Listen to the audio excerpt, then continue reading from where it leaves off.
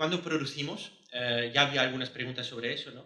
El cómo producimos, ¿no? Y hay claramente varios puestos, unos puestos de producción audiovisual clásica, productores, cámaras, realizadores, todo eso, pero también toda una parte de producción específica, programadores, web designer, game designer, sobre todo un jefe de proyecto. Y también cuando en el hackathon, como lo decimos siempre, hacía falta tener jefes de proyecto que tenían una visión global, que no solo estaban comiendo su código, que no solo estaban haciendo la parte estética, sino que veían cómo el código podía integrar los assets gráficos, cómo podía integrar las películas, etc. Es muy importante. Y hay también puestos adicionales para la animación después de la puesta en línea, es lo que hablaba antes, los community managers, que cada productor, cada televisora tiene que tener, obviamente cada sitio web, si tiene un poco de presupuesto, tiene que tenerlo. Hoy en día, porque lo que he explicado un poco por la mañana, la audiencia es la comunidad. Hoy en día el primer filtro que tenemos para filtrar esa biblioteca de Alejandría, que es Internet, el primer filtro siempre va a ser el filtro social. Entonces se necesita gente para solo llevar esos contenidos a sus audiencias, y cada vez más se va a necesitar también en la producción, en las teles, en general casi cada página web de teles hoy tiene, pero también se va a necesitar en las productoras cuando produzcan sus contenidos, y obviamente el productor y su autor están mucho más cerca del contenido que la gente de la tele. Y si se tuviera que hacer una data visualización, más o menos se parecería a eso, que da bastante miedo, pues se necesita seguro programador, web designer, community manager, y tal vez un director artístico, si el presupuesto lo permite, un game designer, un guionista interactivo, y el jefe de proyectos es el que básicamente, bueno, pues está por encima de todo para coordinarlo. Me explico por qué eso es importante. Yo ya he puesto aquí uno de mis carteles favoritos, Realities for Losers Who Don't Play Video Games, ¿no? La realidad es para esos idiotas que no juegan a videojuegos.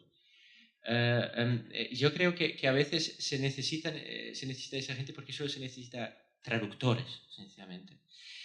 Yo cuando una vez me llamó directamente un programador y me dijo que las bases de programación en MySQL no comunicaban con el CSS3 por el HTML5, yo me sentía muy mal, porque solo no entendía nada de lo que me estaban diciendo. Y por eso se necesitan jefes de proyecto que justamente puedan solo asimilar eso. No hay que saber todo eso desde el principio, es imposible, pero poco a poco es un trabajo que se va a querer crear cada vez más. Desde luego, hoy en día es mío. Pues eso, para eso. Un jefe de producción, exactamente, absolutamente. No, sería un jefe de producción con una parte un poquito más editorial que un jefe de producción. Pero igual de técnico, igual de... Yo tengo que conocerme el nombre de todos para poder hacerlo, absolutamente. ¿Tiene un perfil más de producción o un perfil más de... Buena pregunta. Depende muchísimo de los proyectos. Yo creo en los equipos que estamos construyendo, hasta ahora los mejores jefes de proyectos para proyectos interactivos editoriales, no para sacar adelante una aplicación genial de un servicio, pero de verdad solo para programas interactivos. Los mejores jefes de proyecto venían del audiovisual tradicional, y uno de los mejores que he conocido en mi vida antes cultivaba aceitunas. Por eso digo, depende mucho, porque no tenía de verdad el perfil, pero se ha ganado a todo el equipo. Y entonces, ¿todavía tienen preguntas sobre eso? Es más o menos, claro, son todos trabajos, creo que todo el mundo conoce un poquito esos trabajos, pero hasta ahora nunca había proyectos en los que todas esas profesiones tenían que colaborar.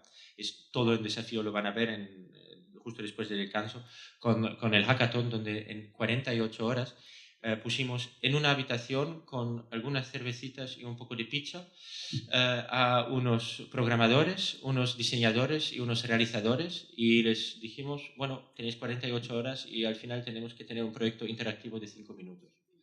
Les de vez en paso les pasamos comida por la puerta y todo, pero en general, de verdad, estuvieron solos y solo hicimos con los amigos del NFB un poco jefes de proyecto, pero tuvieron que desarrollar todos ellos y en 2 días los 3 equipos han creado una página web que funciona con vídeos dentro y que es interactiva.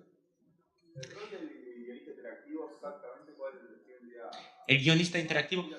Es el que interviene al principio de todo, es el que diseña la experiencia, un poco como el game designer en los videojuegos clásicos desde hace 30 años. El guionista interactivo interviene para escribir, yo diría, de verdad, la experiencia utilizador. Pues no escribe la historia, sino escribe cómo el usuario va a ver la historia.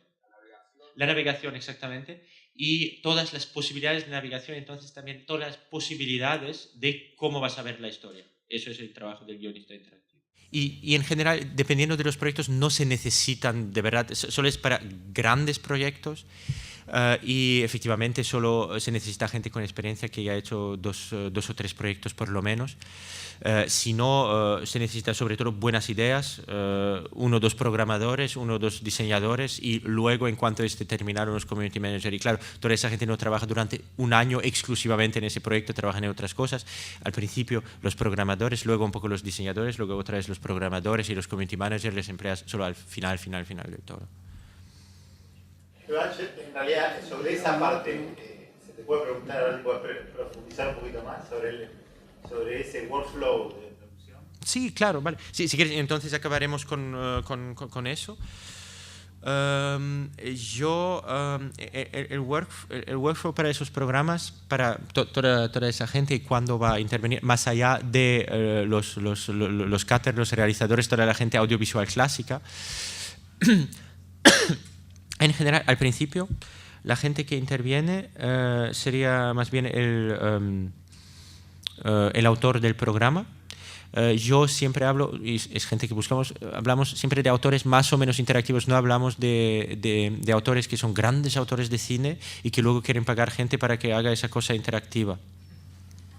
Hablamos de verdad de gente que ha asimilado ya el hecho de que sea interactivo, o que por lo menos tiene ganas de interactuar con un público.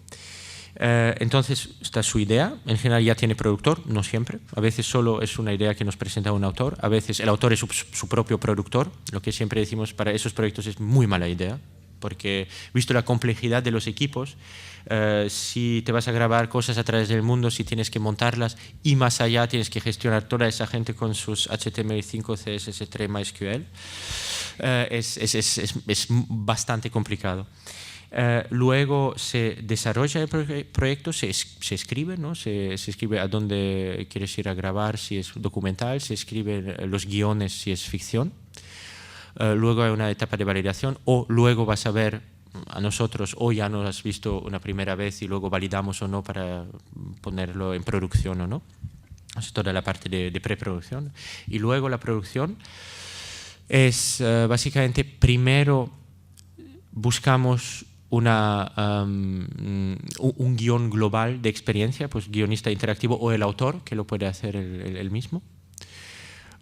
Luego definimos una identidad visual, web designer.